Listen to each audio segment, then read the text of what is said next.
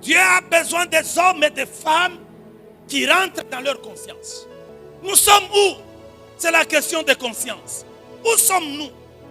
C'est la question de conscience. L'église du Congo, où sommes-nous? C'est la question de conscience. Nous sommes où? Église du Congo, où sommes-nous en train d'aller? C'est la question de conscience. Nous allons où? Pour devenir quoi? Un inconscient accepte tout. Un inconscient tolère tout.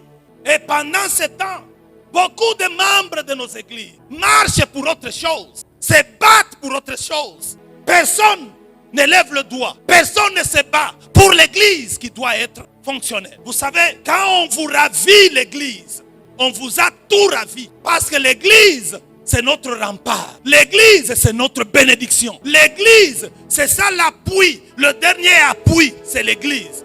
Tous ceux qui ont échoué, ceux qui sont allés auprès du diable et qui ont été déçus, doivent venir auprès de l'église pour retrouver les espoirs et la bénédiction. Aucun peuple ne peut accéder à sa grandeur, à sa destinée, si l'autel n'est pas rebâti. Élie, avant de faire descendre le feu du ciel, il a rebâti l'autel. C'est quand l'autel a été rebâti que le feu est descendu du ciel. Les feux de bénédiction, les feux de l'économie qui se redresse, la situation qui se redresse sociale et politique dans le pays ne pourra pas se faire si l'autel qui est l'église n'est pas rebâti. Salut peuple de Dieu, nous vous demandons simplement de vous abonner sur notre chaîne YouTube J. Michel. C'est simple, vous n'avez qu'à cliquer et vous abonner. Vous allez voir c'est écrit subscribe, vous cliquez là-dessus, il y aura une clochette qui va apparaître. Vous cliquez aussi sur la clochette. Comme ça, vous n'allez rien manquer, vous aurez une notification à chaque fois qu'il y aura un culte posté pour un moment d'adoration. Que Dieu vous bénisse, faites cela pour la gloire de Dieu. Nous sommes un peuple mis à part. Seigneur, nous disons merci à ton Saint-Nom pour les célébrons, pour les levons, pour ta bonté et pour ta fidélité. Nous sommes dans ta présence ce matin pour communiquer ta pensée, celle que tu as fait reposer dans notre cœur, avec les frères et sœurs de partout où ils sont. Nous voulons que le Saint-Esprit nous soutienne, Seigneur, dans cette tâche. Que la pensée de Dieu, avec beaucoup de fidélité et de précision, soit communiqué. Au nom de Jésus. Amen. Nous sommes heureux, nous nous retrouvons encore ce dimanche pour le partage de la parole de Dieu. Aujourd'hui, je veux intervenir sur un sujet que j'ai intitulé « Ceux qui m'ont détruit ». Ceux qui m'ont détruit, c'est le petit thème que je vais pouvoir développer qui contient un message à plusieurs volets. Et aujourd'hui, je veux parler de 2 volets seulement. Et le Seigneur nous aidant prochainement, nous pourrons, n'est-ce pas, continuer avec les autres volets. Avant d'aller plus loin, nous faisons la lecture dans Jean chapitre 8. Jean chapitre 8.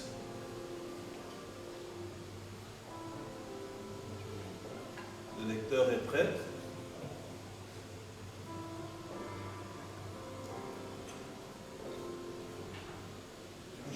Jean chapitre 8, le verset 44. Jean 44, lisons le Seigneur. Vous avez pour père le diable.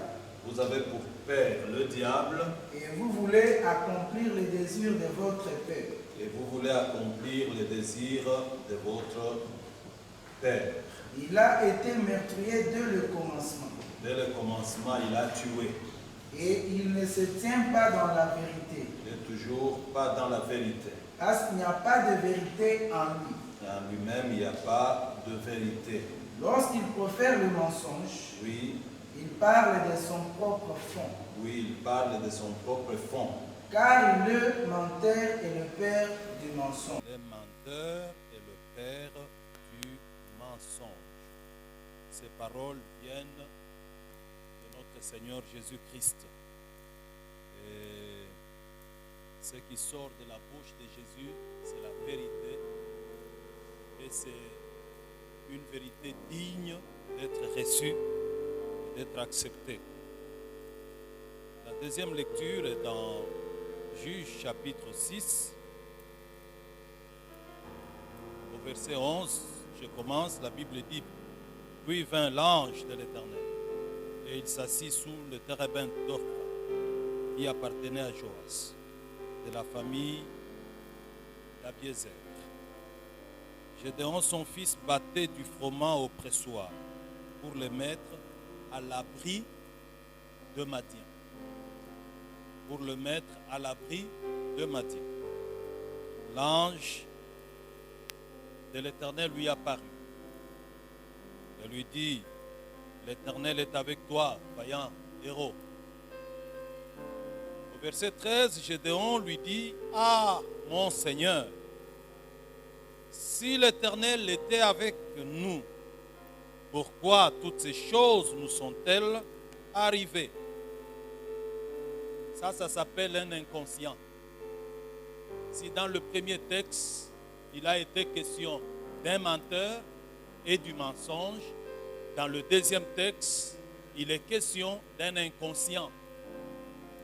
On lui dit: tu es vaillant. Lui dit: si j'étais vaillant, alors, et si l'Éternel était avec nous, pourquoi toutes ces choses nous sont-elles arrivées? Et où sont tous les prodiges que nos pères nous racontent quand ils disent: l'Éternel ne nous a-t-il pas fait monter hors d'Égypte? Maintenant, l'Éternel nous abandonne et il nous livre entre les mains de Madian. L'Éternel se tourna vers lui et dit: va avec cette force que tu as et délivre Israël de la main de Madian. N'est-ce pas moi qui t'envoie? Ces deux textes suffisent pour que j'aborde le sujet que j'ai intitulé « Ceux qui m'ont détruit ».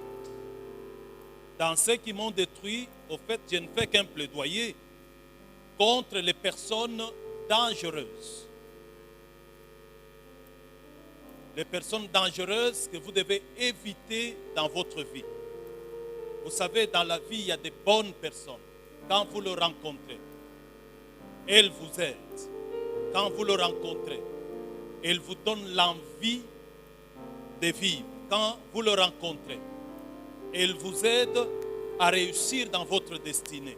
Quand vous le rencontrez, vous étiez faible, eh bien, elles vous aident à reprendre de la force et pouvoir marcher. Il y a des personnes, de bonnes personnes. Quand vous le rencontrez, ce sont des bons amis de votre destinée, des bons amis de votre appel, de votre mission. Eh bien, quand vous vivez avec eux dans le quartier, tout marche. Il y a des bonnes personnes. Mais à côté des bonnes personnes, il y a aussi des mauvaises personnes. Quand vous rencontrez ces mauvaises personnes, eh bien, elles sont prêtes, non, à bénir votre vie, à bénir votre destinée, mais à la détruire. Il y a des mauvaises personnes qui ne peuvent pas vous aider à réussir dans votre destinée. Des gens qui sont beaucoup pessimistes, des gens sans foi, qui doutent de tout. Ce sont des mauvaises personnes. Et parmi ces mauvaises personnes que nous devons éviter, des personnes qui nous tuent, des personnes qui nous détruisent, il y a deux catégories de personnes dont je veux parler aujourd'hui. La première catégorie, c'est la catégorie des personnes que j'appelle menteurs. Et la deuxième catégorie, c'est la catégorie des personnes que j'appelle inconscients. Ces deux personnes, menteurs et inconscients, il faut faire très attention avec eux parce qu'ils détruisent. Quelque part, ta vie a déjà été détruite. Si pas par un menteur, mais par un inconscient. Alors, c'est des personnes, à partir d'aujourd'hui,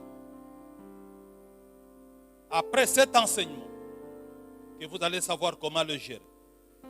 La première personne, c'est le menteur. Qui est un menteur?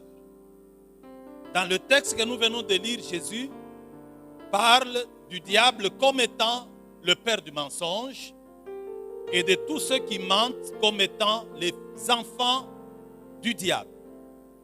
Et Jésus dit que le diable, quand il ment, il parle de son propre fond. En lui, il n'y a pas de vérité qui peut sortir. Dans le diable, il n'y a que le mensonge. Il faut faire très attention. Même quand le diable vous parle de la vérité, n'acceptez pas parce que la vérité du diable, c'est le mensonge. Il ne peut rien avoir de bon, le diable. Et malheureusement, il y a plusieurs personnes qui ressemblent à Satan, qui ont le langage de mensonge, le comportement de mensonge. Un menteur, c'est celui qui ne dit jamais la vérité ou qui ne dit pas la vérité. C'est un menteur. Un menteur, c'est celui qui cache la vérité.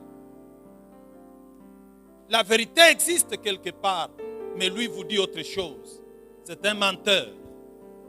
Un menteur, c'est celui qui dit autre chose que ce qu'il a ou ce qu'il y a.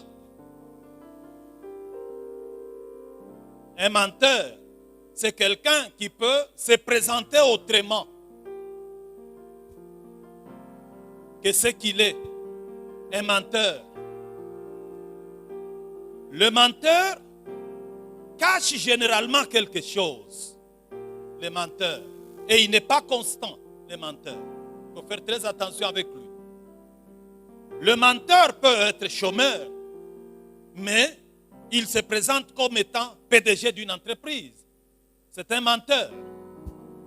Un menteur, c'est quelqu'un qui ne veut pas qu'on le découvre dans sa vraie identité. C'est un menteur. Et dans la vie de tous les jours, nous avons affaire à beaucoup de menteurs. Et les menteurs, nous les trouvons à plusieurs catégories, à plusieurs niveaux de la vie sociale. Nous avons les menteurs spirituels. Les menteurs spirituels, ce sont des personnes qui mentent au nom de Dieu. Elles existent, ces personnes-là. Les personnes qui se réveillent le matin, qui vous parlent de la part du Seigneur. Ils vous disent ainsi, dit l'Éternel. J'ai vu, j'ai eu des visions, j'ai eu des révélations. Mais au fond, lui-même sait que tout ce qu'il vous dit ne vient pas de Dieu. Ce ne sont que les mensonges pour manipuler les autres. Il y a des mensonges spirituels. Des gens qui promettent les choses qui n'arrivent pas. Qui promettent le bonheur aux autres. Alors qu'il y a le malheur derrière. Ce sont des menteurs qui existent. Les menteurs, vous les trouvez au marché. Des personnes qui usent de fausses mesures. Des gens qui usent de faux prix. Des gens qui vous vendent les produits déjà périmés à varier. Ils changent de date. Ce sont des menteurs. Une mesure de 50 francs. Ils vous la vendent à 100 francs. Ce sont des menteurs qui remplissent. Les menteurs sont partout dans la vie de tous les jours. On le rencontre. Il y a des menteurs politiques. Des gens qui, du matin au soir, vous font des discours. Les gens qui vous parlent juste pour vous séduire. Ils vous promettent des choses. Pendant qu'ils le promettent, eux-mêmes savent que ce qu'ils disent est faux. C'est des choses qui ne se feront pas. Ce sont des menteurs. Et il y en a beaucoup de menteurs. les menteurs qui manipulent par le mensonge. Je vais vous dire, frères et sœurs, lorsque vous choisissez de vivre le mensonge, vous chassez Dieu. Parce que le mensonge chasse le règne de Dieu pour établir le règne du père de mensonge qui est le diable. Et écoutez, lorsqu'un peuple choisit la voie des mensonges, rien de bon ne peut venir de lui. Et nous sommes pendant ce temps en train de vivre un mensonge généralisé où l'homme ment et trompe sa femme et la femme regardant l'homme dans les yeux trompe aussi. C'est difficile aujourd'hui de faire confiance aux gens. Le mensonge est partout. Les parents mentent à leurs enfants, les enfants mentent à leurs parents. Et dans cet environnement, il est difficile que le bonheur vienne. Il est difficile que la bénédiction vienne. Parce que lorsque vous lisez la Bible, la première épître de Pierre, Pierre dit, si un homme veut vivre les jours heureux et être béni, il y a des choses qu'il doit faire. Parmi les choses qu'il doit faire, il doit préserver ses lèvres de paroles menteuses, trompeuses. Ça voudrait dire celui qui ment chasse le bonheur. Celui qui ment chasse la bénédiction. Il n'y aura pas de bénédiction dans un couple où l'homme trompe sa femme, ment à sa femme, la femme ment à son mari. Il n'y aura pas de bénédiction, même si nous prions.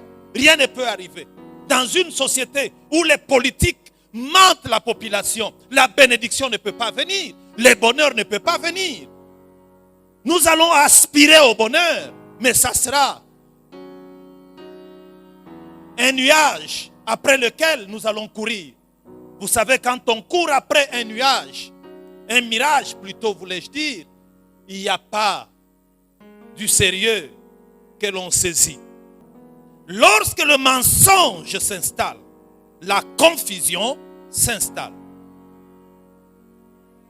Vous savez pourquoi? Parce que le menteur exerce le ministère du diable. Or, le diable ne peut pas apporter du sérieux. Le diable ne peut pas vous donner du stable. Il faut faire très attention.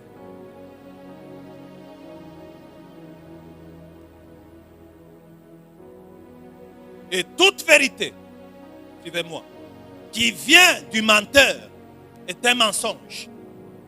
Parce que le menteur est menteur même dans la vérité. Lorsque vous lisez la Bible, dans Genèse chapitre 27, au verset 12, vous avez l'histoire de Jacob devant prendre la bénédiction de son frère Ésaü. Il y a une parole qui m'intéresse. C'est quand Jacob dit à sa mère, mère, tu veux que je me déguise?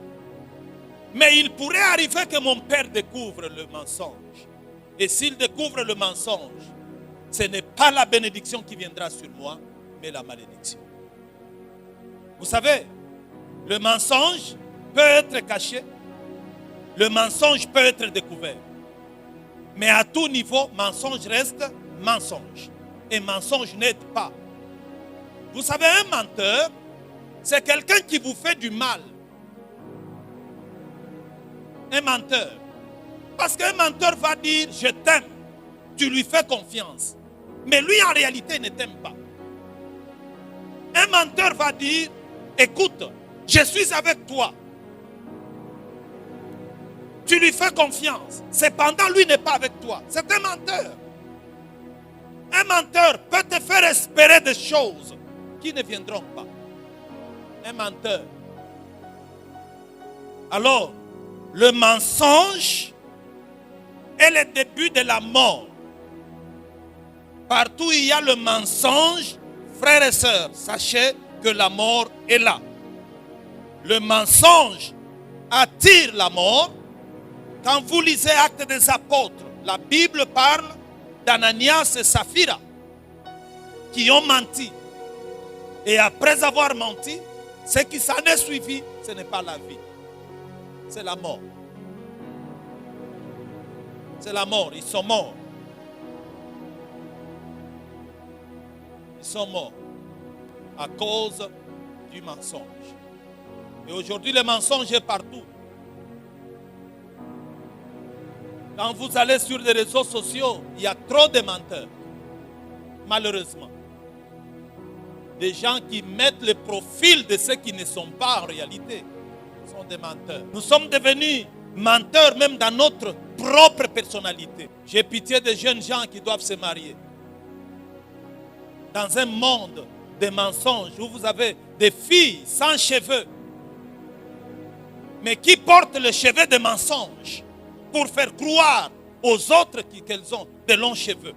Vous avez des personnes nées de teint sombre qui sont devenues toutes claires. C'est un mensonge. Quand on cache ce que l'on est, en réalité, c'est un mensonge. Le mensonge est à tout niveau. Quand un député va chercher à se faire élire, c'est le mensonge. Tout ce qu'on raconte. Je vais vous construire les ponts. Moi, je vais électrifier le quartier. Il sait qu'il n'en a pas le pouvoir et même le moyen. Mais il le dit. C'est un mensonge. Dans les milieux des ignorants, des pauvres peuples qui font confiance, qui donnent leur voix et par la suite ils attendent l'électrification qui ne vient pas. Ils attendent le pont qui ne se construise pas. C'est un mensonge. Et lorsque une nation bâtie sur le mensonge, Dieu se retire. Dieu n'est pas là. Et les choses ne peuvent pas marcher. C'est le cas pour beaucoup de pays africains où nous avons fait de la politique un mensonge pour manipuler le peuple. Et ce qui s'en est suivi, c'est le désastre. Nous sommes en train de nous enfoncer au lieu de nous relever. Nous attendons venir le bonheur, c'est le malheur qui vient. Rien ne marche. Au nom du mensonge, nous avons réussi à diviser le peuple. Au nom du mensonge, la population est en train de se taper dessus. Au nom du mensonge, pendant que nous savons ce que nous sommes en train de faire. C'est le mensonge. Et le mensonge, c'est le plus grand dégât. Le mensonge, c'est le plus grand dégât. Le monde n'est pas détruit par autre chose. Le monde est détruit par le mensonge. La première arme que le diable a utilisée depuis le temps ancien, c'est le mensonge. Et lorsque le mensonge s'installe, il n'y a rien de bon. Il n'y a rien de bon. Un menteur prétend connaître la parole de Dieu, mais lui vit autre chose. C'est un menteur. Et c'est des gens qui remplissent nos églises. Vous savez, lorsque quelqu'un dit « je suis chrétien », il lève la main, alléluia, à l'église, mais qu'il mène une autre vie. Que la vie chrétienne n'est qu'un menteur.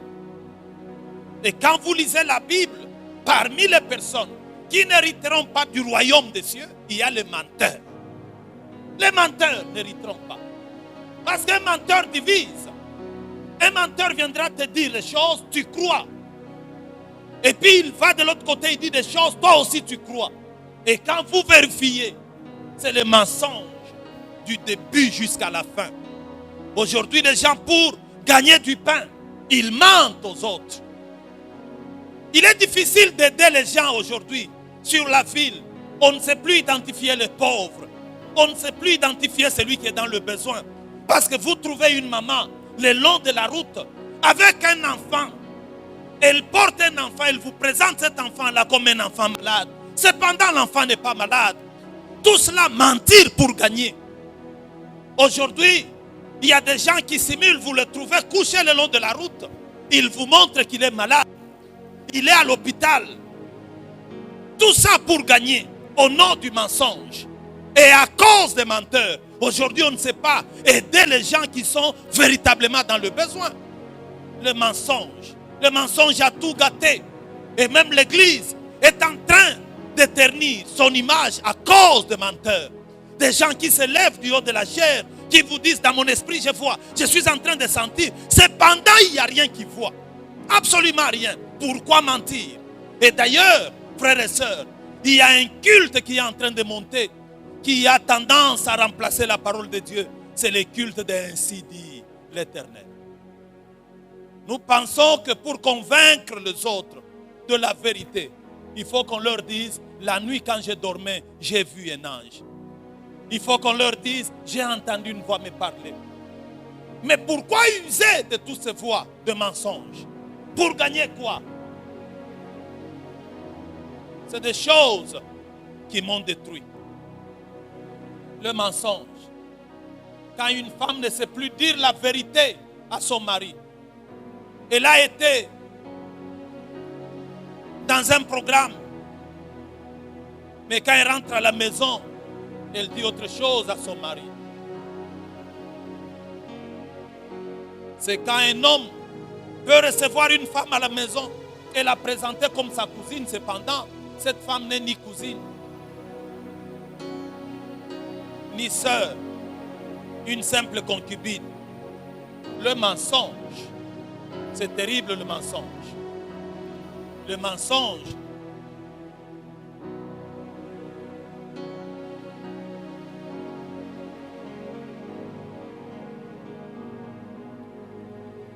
Le mensonge, si nous voulons le guérir, le mensonge ne se guérit que par la vérité.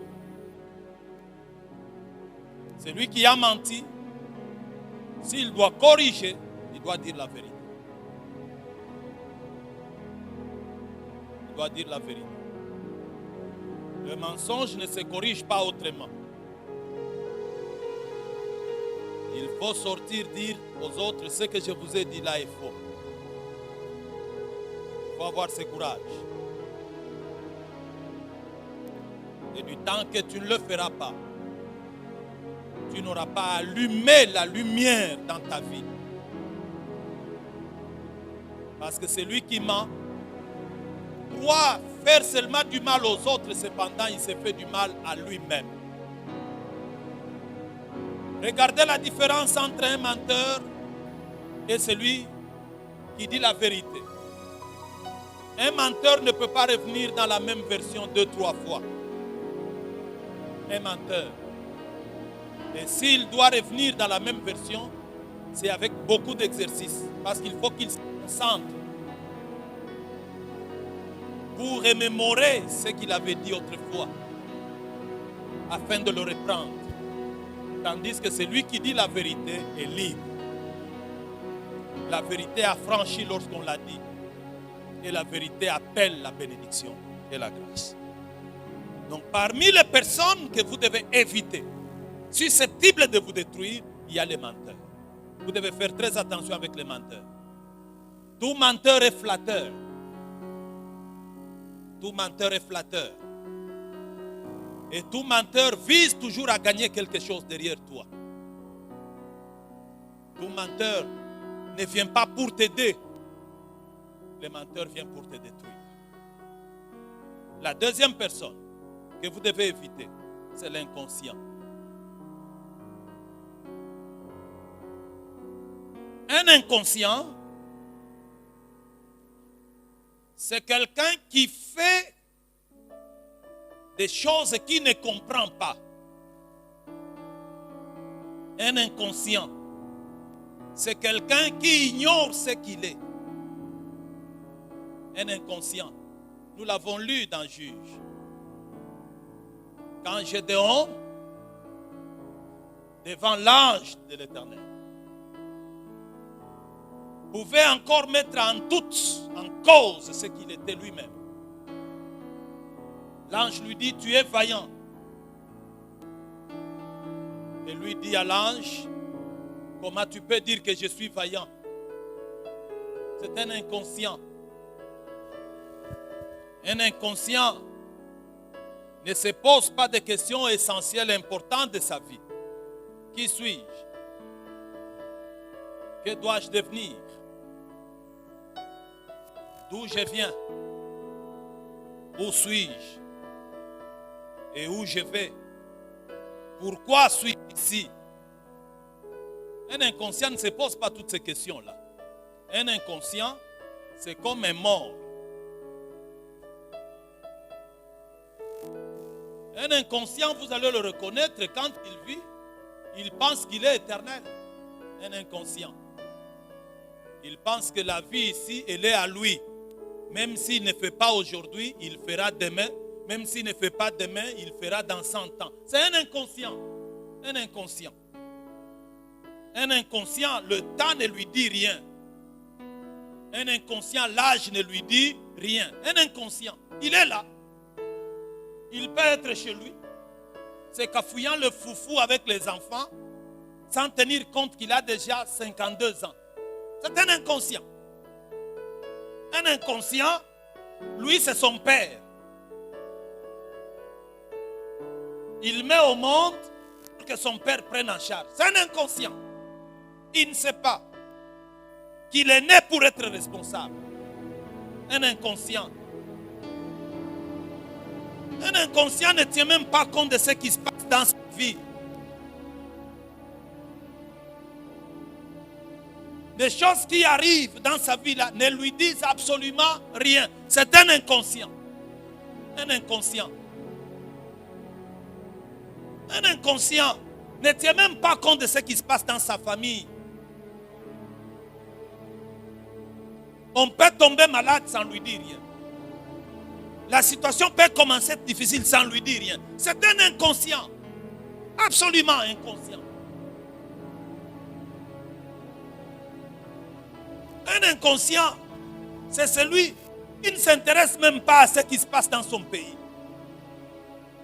Que les choses marchent, que les choses ne marchent pas, lui n'est pas là. C'est un inconscient.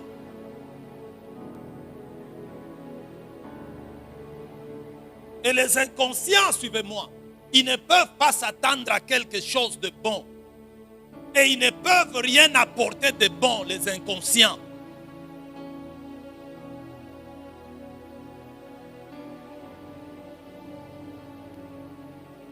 Quand vous lisez la Bible, vous allez découvrir que Dieu n'a jamais travaillé avec un inconscient.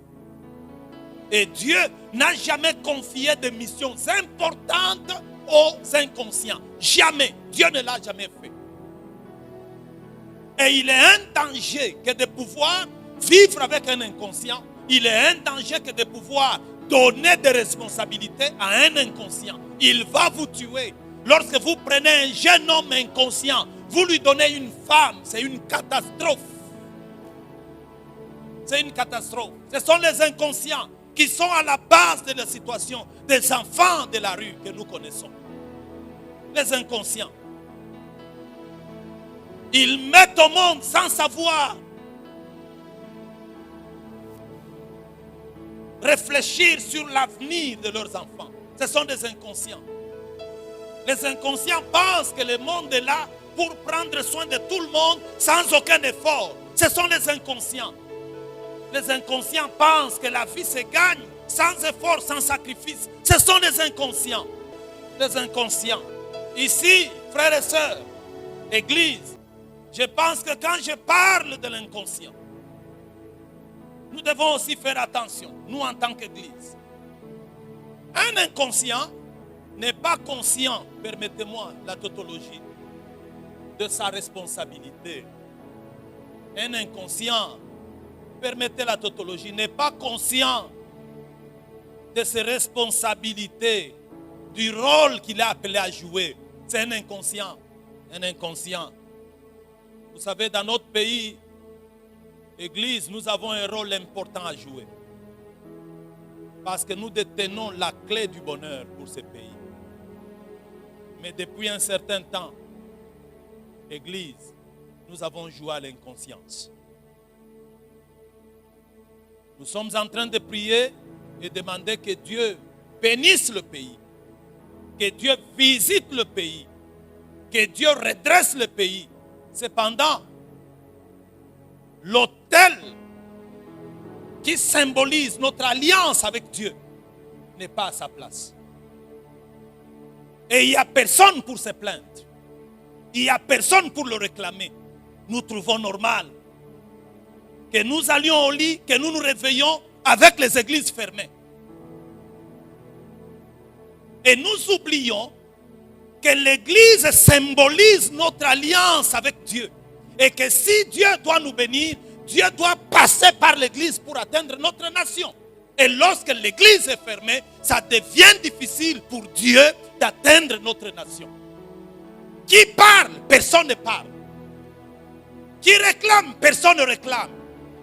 Les gens sont distraits. Et ces derniers temps, on regarde les chefs de confession religieuse dans des débats qui ne devraient pas les concerner. En réalité, ils se battent pour autre chose, laissant l'église fermée. C'est un signe d'inconscience. Nous sommes tombés dans une inconscience que le diable a organisée pour nous maintenir dans une position de faiblesse. Aucune nation ne peut se redresser sans mettre en place l'autel spirituel qui est l'église. Aucune nation, aucun peuple ne peut accéder à sa grandeur, à sa destinée si l'autel n'est pas rebâti. Élie, avant de faire descendre le feu du ciel, il a rebâti l'autel. C'est quand l'autel a été rebâti que le feu est descendu du ciel. Les feux de bénédiction, les feux de l'économie qui se redressent, la situation qui se redresse sociale et politique dans le pays ne pourra pas se faire si l'autel qui est l'église n'est pas rebâti.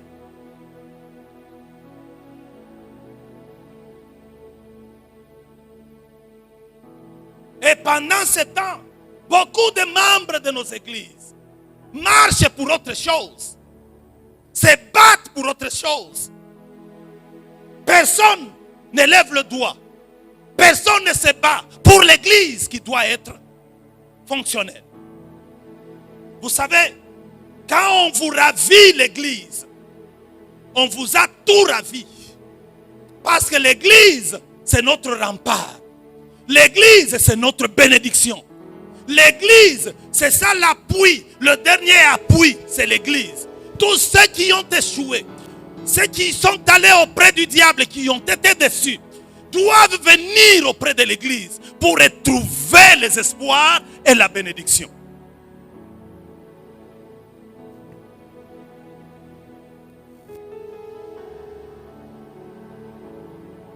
Dieu a besoin des hommes et des femmes qui rentrent dans leur conscience. Nous sommes où? C'est la question de conscience. Où sommes-nous? C'est la question de conscience. L'église du Congo, où sommes-nous? C'est la question de conscience. Nous sommes où? Église du Congo, où sommes-nous en train d'aller? C'est la question de conscience. Nous allons où? Pour devenir quoi?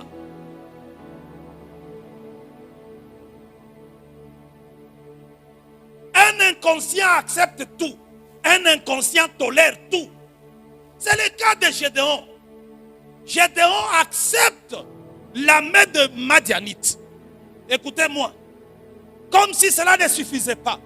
Quand il bat le blé, il ne bat pas le blé pour l'exposer, pour aller le cacher. Un inconscient. Cependant, lui-même, Gédéon, en lui, quand Dieu le regarde, il voit un homme capable, pas seulement de libérer sa famille, mais de libérer toute une nation. Nous avons des personnes qui ont des capacités extraordinaires, spirituelles, des capacités intellectuelles, mais qui s'ignorent. Qui s'ignorent, qui acceptent et tolèrent leur situation. Frères et sœurs, on a beaucoup toléré. Je vais vous dire une chose qui est insupportable. C'est quand j'ai vu sur les réseaux sociaux une femme marchant et publiquement, permettez-moi, je m'excuse, qui s'est permise de faire ce que l'on ne peut pas faire en milieu public. Vous avez suivi ça tous. Nous levons les mains, nous continuons à chanter Alléluia. Le Seigneur est merveilleux. Il n'y a pas le Seigneur est merveilleux dans cette histoire. Dans cette histoire-là, il y a la malédiction. On ne peut pas arriver jusqu'à ce niveau et accepter des choses comme ça. Il faut que la conscience s'élève. Je vous dis la vérité. Avant que Dieu utilise un peuple, avant que Dieu utilise une personne, il doit réveiller sa conscience. C'est ainsi que vous voyez quand Dieu appelle Moïse, la première des choses, c'est de lui montrer un buisson ardent. Il doit réveiller la conscience de Moïse pour que Moïse comprenne ce qu'il doit faire. Frères et sœurs, du temps que vous serez inconscient, votre vie ne se lèvera pas. Et du temps que vous marcherez à côté des inconscients, ils ne vous aideront pas. Parce qu'un inconscient va continuer à te dire, ce n'est pas un problème, même demain nous ferons. Un inconscient te dira, ce n'est pas un problème, même l'année prochaine nous ferons. Mais écoute, tu as déjà 75 ans. Et tu ne sais pas à quand la mort. Il faut faire très attention. Nous avons besoin dans la vie de personnes conscientes qui nous boostent, qui nous réveillent. Quand nous voulons dormir, ça nous réveille. Quand on nous réveille, le réveil nous introduit dans notre destinée. Et le réveil nous aide à nous identifier en tant que tel. Où es-tu? Église, où es-tu? Mon frère, où es-tu? Si ta famille souffre, tu ne dois pas te plaindre. Les plaintes, c'est pour les inconscients. Ils pensent que les choses dans ce monde se règlent avec les plaintes. Les choses dans ce monde ne se règlent pas avec les plaintes. Les choses dans ce monde se règlent avec la conscience. Quand la conscience vient, l'intelligence se réveille. Quand la conscience vient, la force se réveille. Quand la conscience vient, les capacités se développent. En chacun de nous là, il y a des géants qui dorment. Mais pour que ces géants se réveillent pour agir, il y a des Gédéons qui dorment. Ces Gédéons doivent se lever. Pour que ces Gédéons se lèvent, ces géants-là, vous avez besoin de la conscience. C'est la conscience qui va vous réveiller et qui va vous introduire, qui va vous permettre d'agir avec fermeté pour sortir de votre condition. C'est possible que ta condition change, mais prends conscience. Lorsqu'on prend conscience, on se voit devant les pistes de solution. Nous allons auprès de Jésus après avoir pris conscience que partout là, il y a échec. Nous allons auprès de Jésus, nous recourons à lui après avoir pris conscience que partout là, il y a la mort. Il n'y a qu'en Jésus qu'il y a la vie. Il n'y a qu'en Jésus qu'il y a possibilité de lever la tête. Quelqu'un qui est inconscient n'ira pas vers Jésus. Quelqu'un qui est inconscient va penser que lui-même peut faire quelque chose ou il peut aller ailleurs. Mais la conscience, lorsqu'elle vient, la conscience nous montre le chemin par excellence. La conscience nous montre la personne indiquée auprès de laquelle nous pouvons aller pour recevoir la solution. C'est la conscience. Je veux que ta conscience se réveille pour comprendre qu'à la croix, quelqu'un est mort pour toi. Je veux que ta conscience se réveille pour comprendre qu'en Jésus, tu peux refaire ta vie. Je veux que ta conscience se réveille pour comprendre que si tu as été écrasé dehors par le diable, va en Jésus, tu vas te redresser. Jésus est celui qui a vaincu le diable. Je veux que ta conscience se réveille pour dire, ceux qui se confient en Jésus-Christ finissent toujours par réussir. Parce que Jésus est la source de toute grâce et de toute bénédiction. Laissez votre conscience fonctionner. Et pour booster votre conscience, vous devez toujours vous poser des questions. Pourquoi moi seulement? Il faut vous poser cette question. Pourquoi moi seulement? Pourquoi seulement moi? Il faut vous poser cette question. Je veux que Dieu nous aide, que nous puissions prendre conscience. La prise de conscience va nous remettre dans nos responsabilités. Et le retour dans nos responsabilités va changer notre attitude.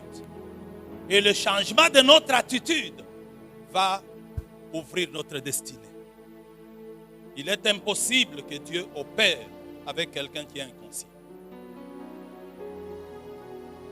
Ton droit ne peut t'appartenir que dans la mesure où tu en auras conscience. Je veux que le Seigneur nous aide. Et je vais prier avec toi. Seigneur, je te dis merci pour cette grâce. Aide-nous, Seigneur, à éviter les menteurs dans notre vie. Aide-nous, Seigneur, à éviter l'inconscient. Oui, aide-nous, Seigneur.